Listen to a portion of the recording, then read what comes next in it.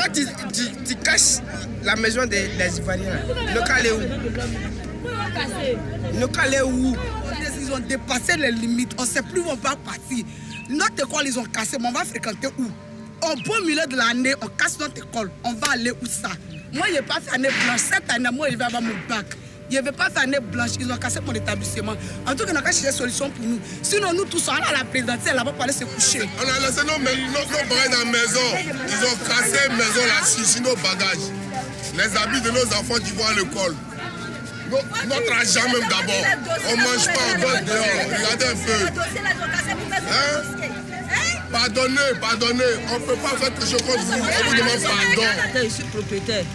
J'ai ma maison à Cité Eden. Congo est venu casser. Tu ne peux pas lui dire je te donne au moins 2 mois, mais 2 jours pour que tu enlèves tes choses dans la maison et puis il vient casser.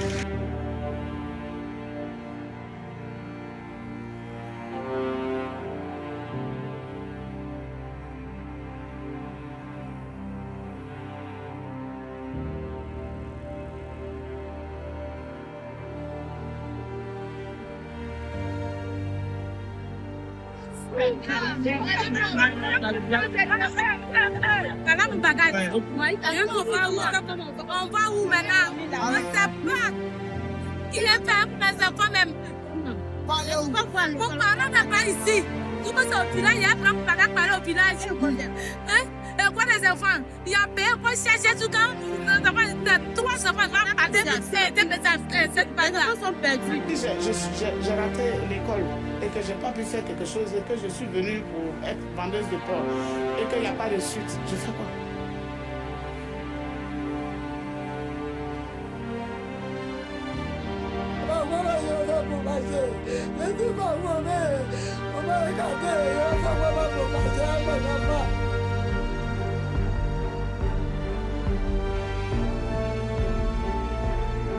Ce matin, voilà ça, ils ont cassé tout. Jusqu'à présent, nous n'avons rien reçu. Aucune autorité n'est venue vers nous. Des mises en demeure. Voilà ce que nous vivons en Côte d'Ivoire ici. On demande aux gens de rester. Aller en Europe. Mais si un Ivoirien ne peut pas loger chez lui, il fait comment? Si un Ivoirien ne peut pas loger chez lui, il fait comment? Cette maison appartient à ma maman. Elle ne vit plus. C'est le seul héritage qu'elle a laissé à ses enfants. On vient, nous sommes victimes d'injustice. Moi, ici, tu dois faire pour fréquenter, c'est un tas de places, c'est un tas de femmes. On dit on ne veut pas. On commence à lancer caca aussi. On fait comment? On est obligé de partir à la maison. Ok. Il y a eu des affrontements entre les jeunes et puis les corps habillés. Pour ne pas que les enfants se blessent, on a préféré donc libérer les enfants. Puisque moi-même j'habitais juste derrière l'école, je me disais que l'école ne sera pas touchée. Donc je vais descendre pour aller arranger mes effets, faire sortir mes bagages. Étant dedans en train d'arranger, comme dit, j'entends que l'école, ils ont touché même l'école, ils ont commencé à casser l'école. Tout ce qui est comme document des enfants, les dossiers des enfants, on n'a même pas pu sauver. Tout est dedans, tout est fini. C'est ce matin-là que je suis venu ramasser quelques comme là, ramasser ces. Donc, à notre grande surprise, ils ont cassé l'école en pleine année scolaire. Les parents viennent vers nous, mais qu'est-ce qu'on fait? Moi, je me dis que bon, c'est à l'État qu'il faut demander qu'est-ce qu'on fait. Par contre, moi, je ne sais pas.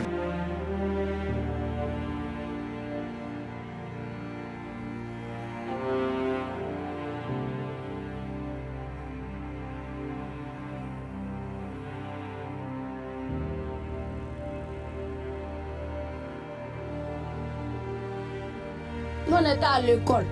Et puis, ils sont venus, machine est venue, puis on dit, ils n'ont qu'à sortir. Ils n'ont qu'à sortir. Et puis, voilà, on a été cassé, on a été cassé.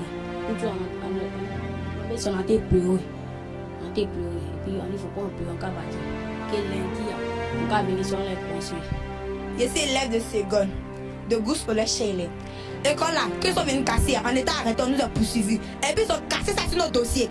Nos dossiers sont bas, dessus dans nos petits frères, nos grands frères qui passent pas, car leurs dossiers sont bas. Ils ont cassé, ils ont quand même donné ça sur nos dossiers.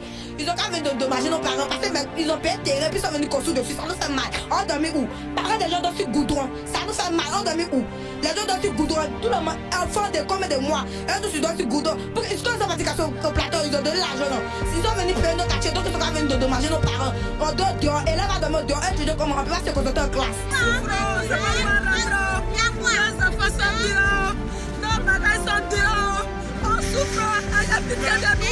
Les Caterpillars de Cissé Bakongo ont visité les habitations du quartier Jesco Pays-Bas dans la commune de Yopougon. L'opération qui a débuté sans avertissement selon... Aidez-nous.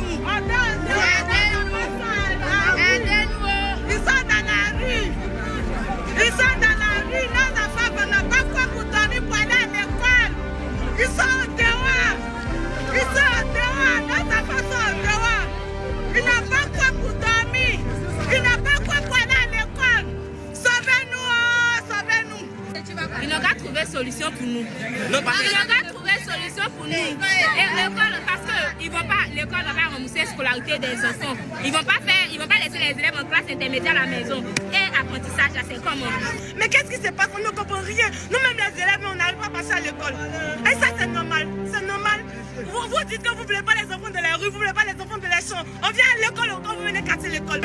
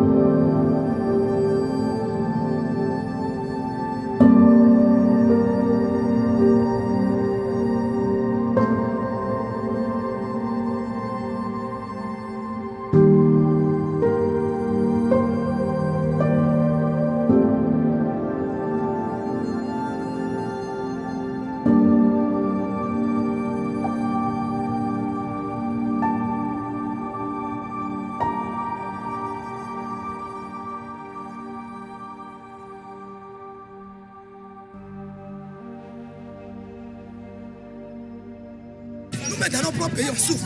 Même c'est vrai, on va casser. Mais la fois passée là, ils sont venus faire croire que c'est après l'école qu'il faut casser. C'est les hommes qui sont dans la maison. Ayez pitié. Ayez pitié. Dans ton propre pays, tu n'es pas à l'aise là. Tu vas aller où? C'est pour aller traverser l'eau encore pour mourir dans l'eau. On avait dit les Anges ivoiriens. Pourquoi ils vont partir traverser l'eau pour mourir? Ils n'ont qu'à revenir dans leur propre pays. Dans ton propre pays encore, tu n'es pas à l'aise. Où on va? Mais quand même, on vient à 8h, puis on dit à 9h bagage, il faut casser à 9h. Il y a eu des morts. Les autorités sont en train de faire des camps de réfugiés au nord. C'est pour faire, comment c'est nous, on est ici en Côte d'Ivoire, et nous, on nous met dans la rue en cassant nos maisons. Pourtant, les réfugiés, comment on appelle les réfugiés du Nord, là, on a fait un très grand village pour eux.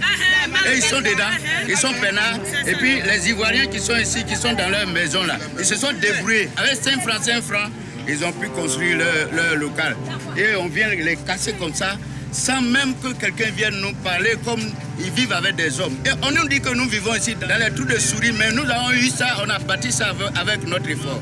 Sincèrement, on demande vraiment qu'on vienne nous dédommager et qu'on puisse aussi nous donner des endroits où vivre.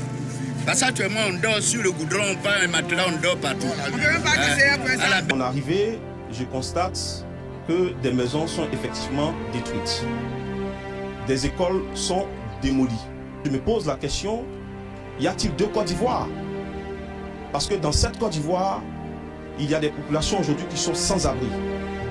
Il y a des rêves qui ont été brisés. Casser des écoles en pleine année scolaire, ce n'est pas normal.